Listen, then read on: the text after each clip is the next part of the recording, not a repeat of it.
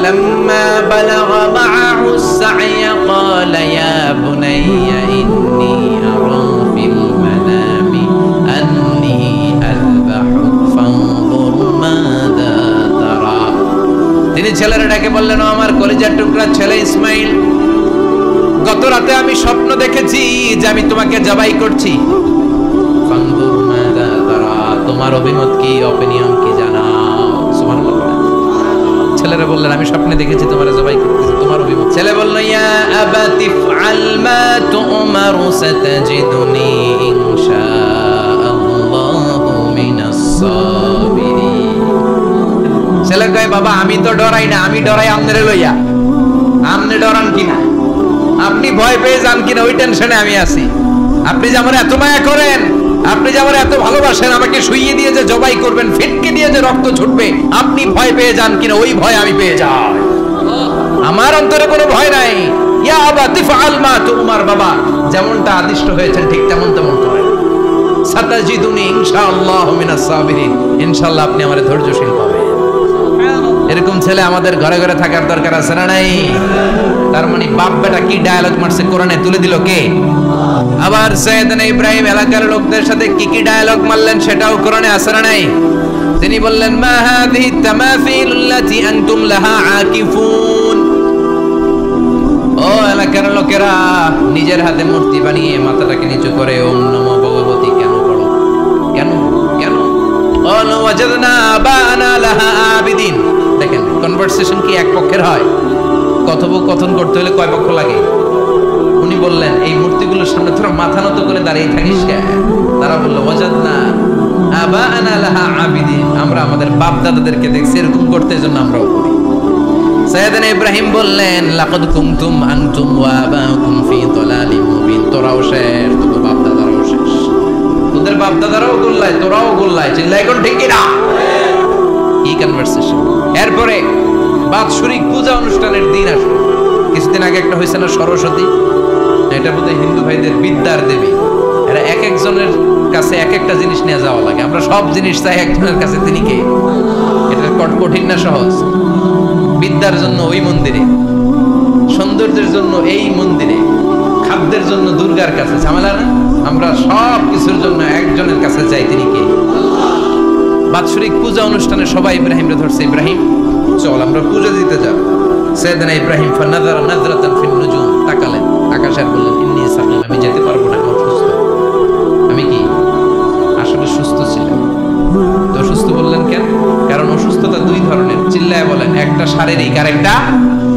সাইয়েদনা ইব্রাহিম মানসিকভাবে প্রচন্ড বিপর্যস্ত ছিলেন, অসুস্থ ছিলেন। এর কারণ গোটা উম্মাত মূর্তির পূজা করে, এই দৃশ্য দেখে কোন নবী মানসিকভাবে সুস্থ থাকতে পারে? ইব্রাহিম তুই আমাদের ঘরের মূর্তিগুলারে পাহারা দে। সাইয়েদনা ইব্রাহিম কয়, ঠিক আছে। মূর্তির ঘরে, দেবীর ঘরে ঢুকে উনি ঘুরে ঘুরে তাকায়, দেখে একটা এমনি হাত আর একটা ব্যাগ, 14-15টা হাত নিয়ে তাকায়। উনি সবগুলোর সামনে এভাবে তাকায়, দেখে এক একটা চেহারা, একটা হাতির গণেশ স্টাইলের, আর একটা এরকম, আর একটা নারীর, আর একটা বাঘের, আর একটা তলোয়ার নিয়ে আইতাসি কোপায় ফেলা আছে না নাই? সবগুলোর সামনে যায়, যে দেখে আর অবাক হয়, কত ধরনের খোদার কাছে এরা কত কিছু চায়।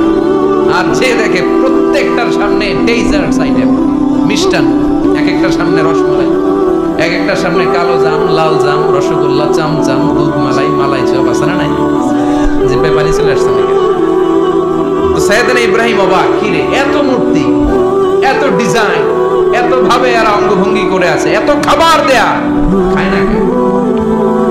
সাইয়েদনা ইব্রাহিম ভাবলেন, মনে হয় নাগাল পাই না, আমি একটু তুল্লা ধরি। উনি রসমালাইয়ের বাটিটা নিয়ে যেটা হা করে আছে ওইটার সামনে যায়, কয় খা। কি কয়? বানাই কইতেছিল। ফারাগা ইলা আলিহাতিম, মূর্তিগুলোর কাছে গেলেন। ফাকালা আলা তাকুলুন, খাবি না? খাবি না দাঁড়া, আমি কিছু খা, কোরআন থেকে বলছি, ঠিক কিনা?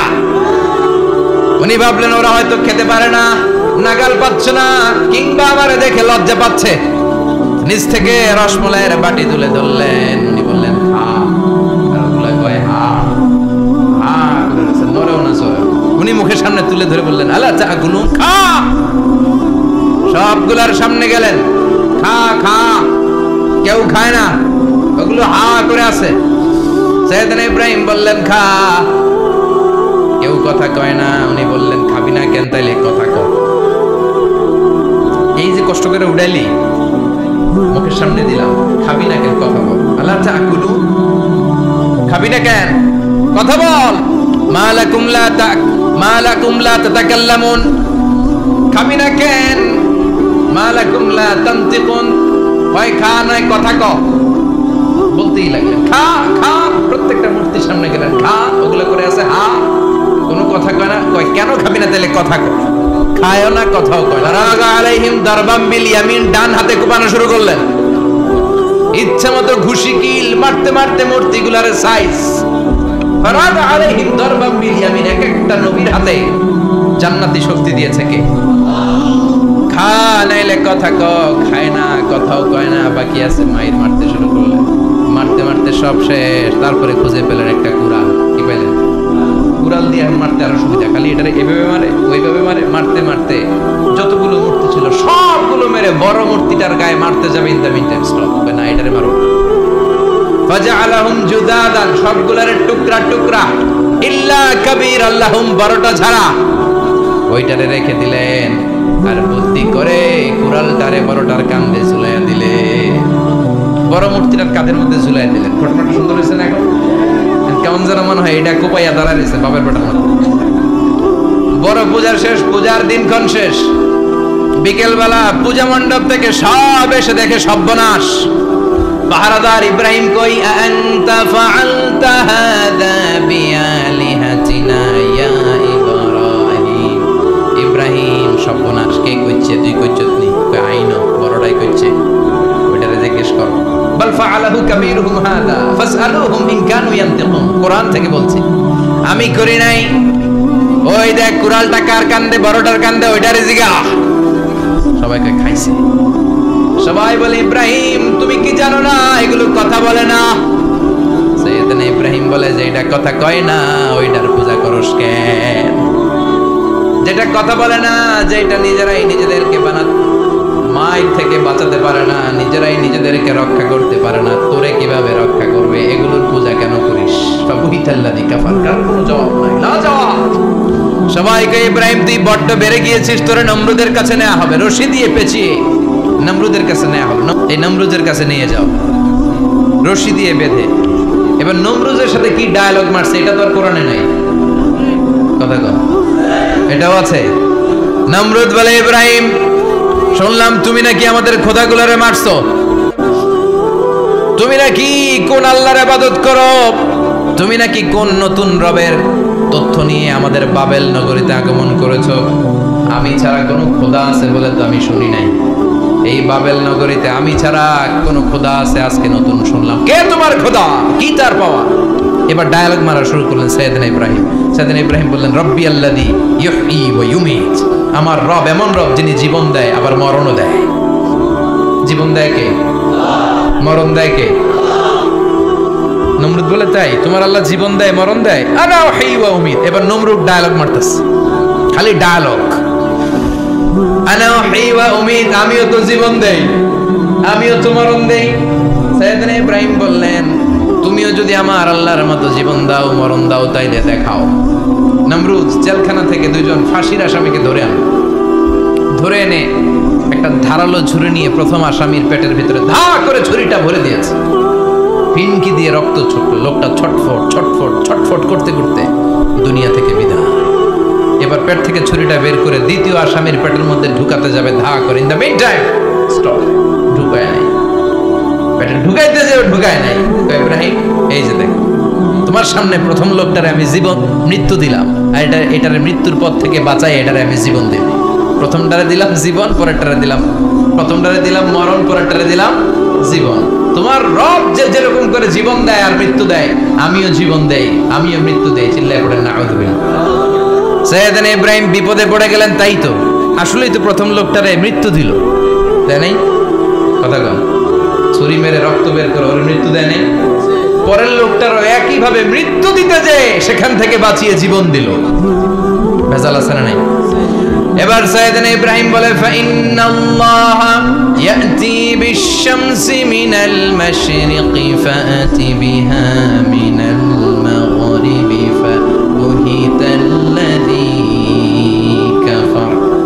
সাইয়েদনা ইব্রাহিম বললেন, বুঝলাম তুমি আমার আল্লাহর মতো জীবন দাও, বুঝলাম তুমি আমার আল্লাহর মতো মরণ দাও, কিন্তু নমরুদ খেয়াল করে শোনো, আমার আল্লাহ প্রতিদিন সকাল বেলায় পূব আকাশ থেকে জল জলে সূর্যটা উঠায়। তোমার যদি এরকম কোনো ক্ষমতা থাকে, তুমি আগামীকাল সকাল থেকে পূর্ব দিক থেকে সূর্য না উঠিয়ে পশ্চিম দিক থেকে সূর্যটা উঠাও। এবার ধরা গেছে, এবার জায়গার মধ্যে ধরা, একেবারে স্টপ, লা জবাব। নমরুদের মুখে কোনো জবাব নাই। এবার নমরুদের মেজাজ নরম নাকি গরম? কথা কম। গরম মেজাজ নিয়ে কয়, হাররিকু, এটারে আগুনে জ্বালা, এটারে আগুনে ফেল। নমরুদ বুঝে নাই যে আগুনের মালিক কে।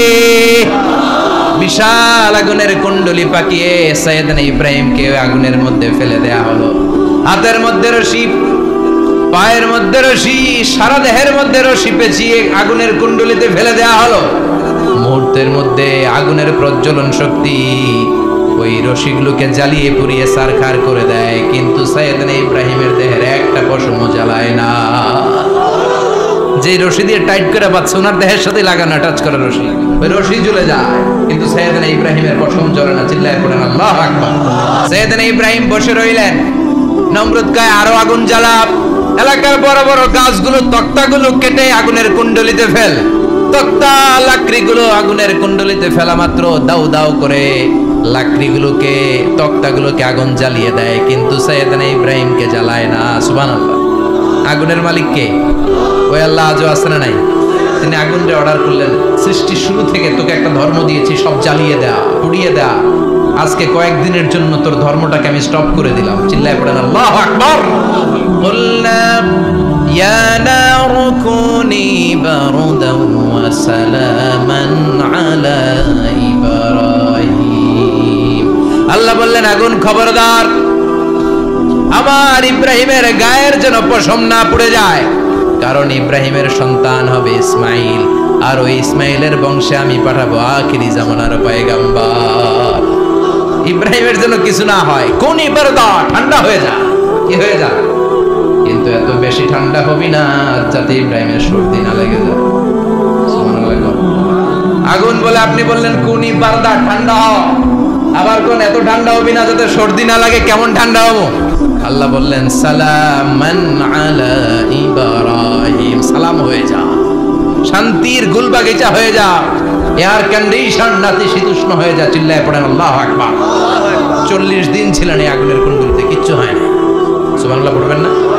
শেষ জীবনে উনি ওনার নাতিপুতিদের সাথে গল্পের সময় বলতেন যে আমার জীবনে সবচেয়ে আরামদায়ক সময় কাটিয়েছি আমি ইব্রাহিমের আগুনের, নমরুদের আগুনের কুণ্ডলির ভেতরে থেকে। চিল্লায় এখন সুবহানাল্লাহ। তার মানে পুরো আগুনের কুণ্ডলির গুলবাগিচা বানিয়ে দিয়েছে কে? ওনার জীবনের শ্রেষ্ঠ সময় নাকি এটা, সবচেয়ে আরামসে নাকি কাটিয়েছে এই আগুনের কুণ্ডলির ভেতরে। চিল্লায় পড়েন আল্লাহু আকবার।